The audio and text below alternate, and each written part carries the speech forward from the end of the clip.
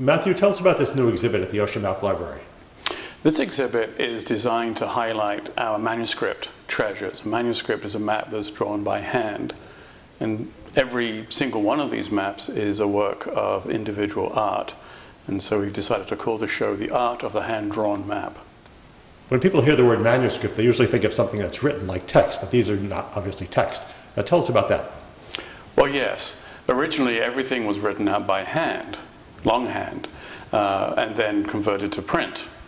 And the same thing applies for maps, that when we make a printed map, it first of all has to be drafted in some kind of manuscript, like the maps that we have right here, where we have a manuscript map, a hand-drawn original draft, complete with instructions to the engraver. So engraved to this line, engraved to this line, and engraved to this line.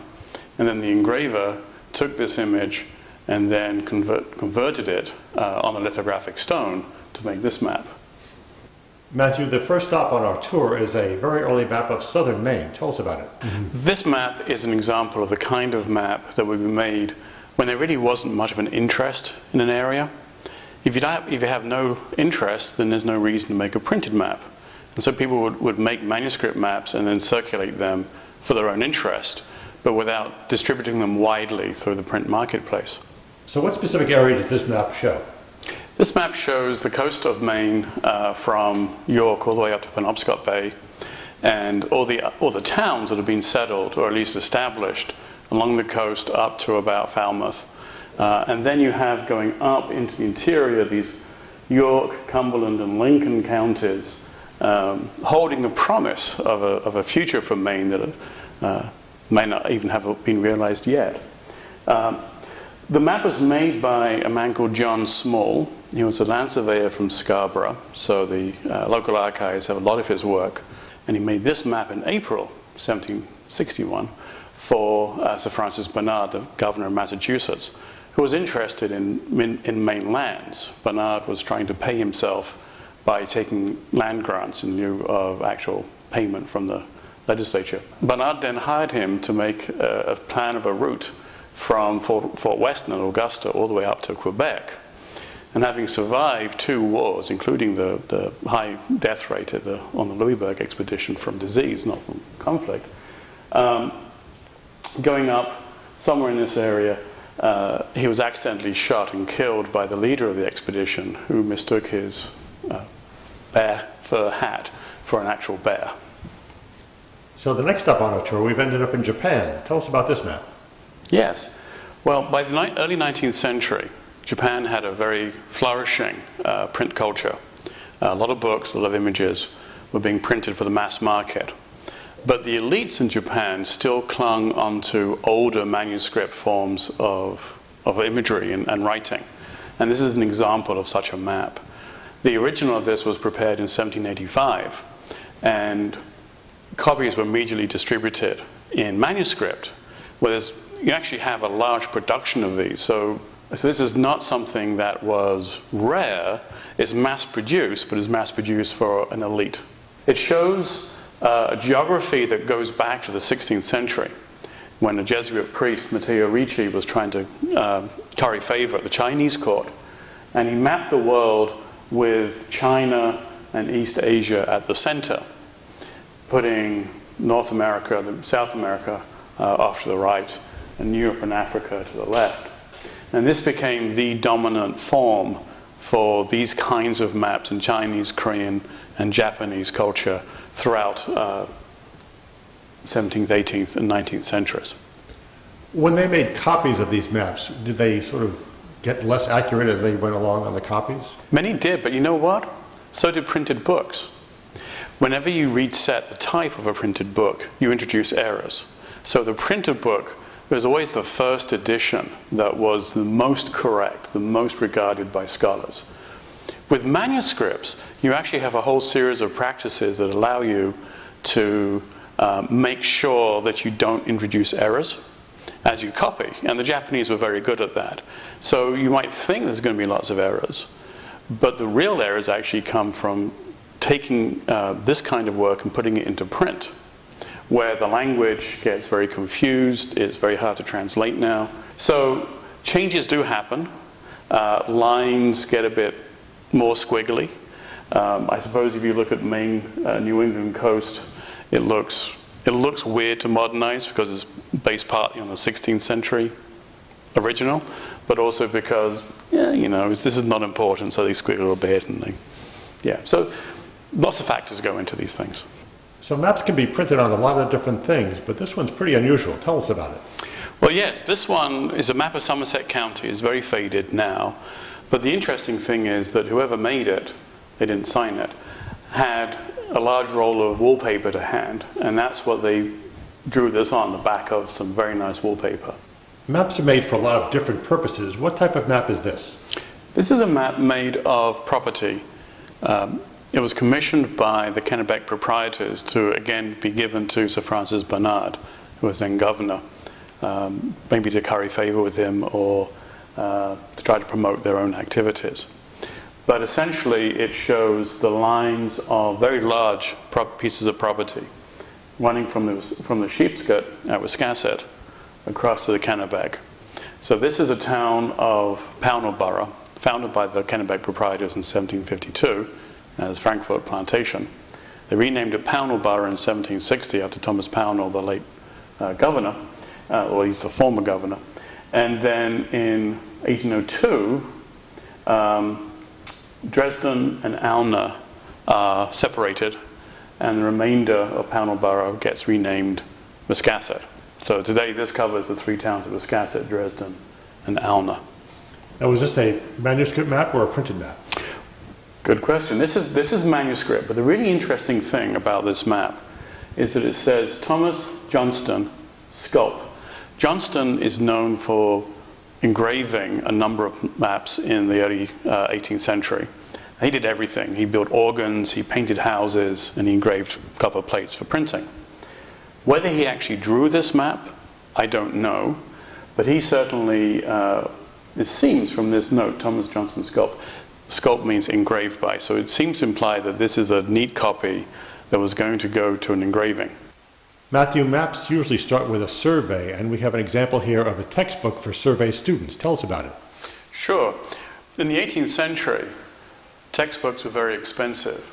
So students would learn surveying from a teacher, and they would make their own textbook by copying the teachers. So in this case, we have a case where the teacher was a German, Johann Christoph Schlernbach, who had a student, I think, called Friedrich Wilhelm von Burst. And the student, I think, made this. It's unclear because it's not properly signed. It could be the other way around. It could be Johann Schlernbach was the student and von Burst was the teacher. Anyway, but what you have in this glorious work in which the images are these beautiful watercolored images and a rather chicken-scratching text is a very detailed statement of the mathematics behind surveying and also the actual process. This image in particular shows the stages of moving a plane table, which is literally it's a piece of wood on a tripod that you draw on directly. Moving a plane table along the edge of a river and what you do in order to survey the sinuosity of the river. Today, in the age of GPS and satellite imagery, are the techniques that were used by the manuscript map makers still in use today? They are, actually. There's a growing number of people who reject digital mapping and they want to get back to the feel and the craft of manuscript mapping. There's a group in Britain called the Hand Drawn Map Collective that tries to popularize individual making of maps. There's also in Britain another program encouraging people to make maps of their own parishes around those towns. Whether it is through quilting, through drawing, through whatever kind of mechanism, but it's all done by hand as a community, as an exercise of community building. We've seen several nice maps here today, and interesting ones. What other treats do you have that we haven't seen? There are many really interesting maps in this exhibit, and I'm saying that because they really are interesting, not because I'm this is what I do.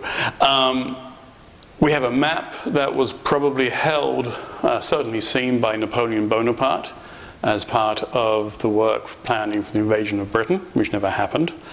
We have maps by a juvenile Winslow Homer, the great artist.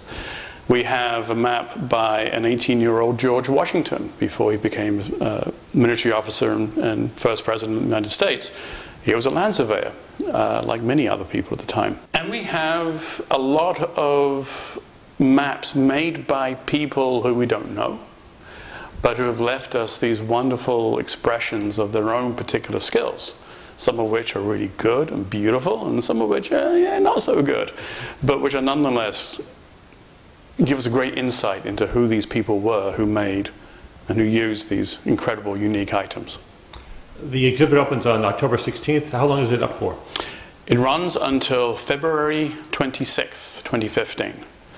I'd like to have it run longer, but manuscript maps are relatively delicate, and the light exposure is not good for them. And if people want more information, hours and that sort of thing, where can they get more information? On the Map Library website, which you can go to either two ways, either usm.maine.edu/maps, or OSHA Maps, or one word, OSHERMAPS.org. Either way, you'll come to the website. You can get open hours, all our activities, and a complete online version of this show.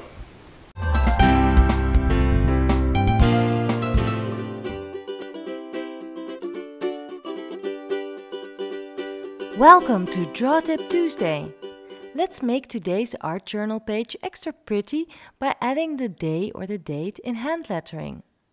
I will use my art journal, a pencil, a water-resistant fine liner, and an eraser, watercolors and a water brush, but you can just as well use a brush and water. I think I want to write today, Tuesday, on a banner, so with my pencil I lightly sketch the banner and write the letters in it, dividing them equally, so they look kind of balanced. I draw a frame to put the rest of my lettering in. The frame is just so I keep my letters aligned. Now I will thicken the letters by tracing them. You can choose whatever style of lettering, of course.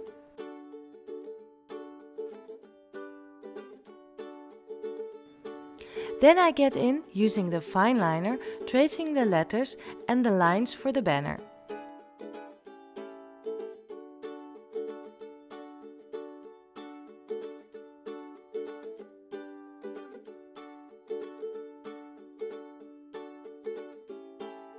I also decorate the letters by adding hatching lines, and I'll color the letters on the banner black.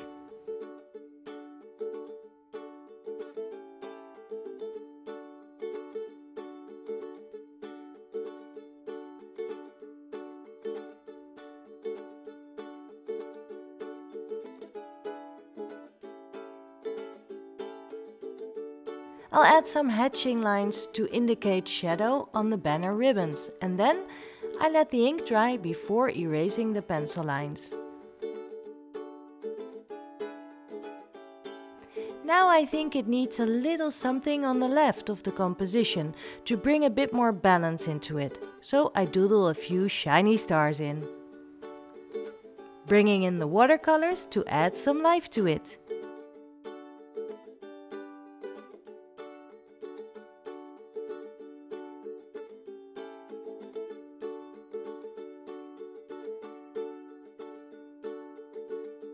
I feel like something's missing, so I add a little frame with a dotted line. There, a pretty way to draw your day. Now take out your art journal and make awesome art. If you like this video, you may also like my art classes. Go to my website koosjekoene.nl to join one of my classes right away.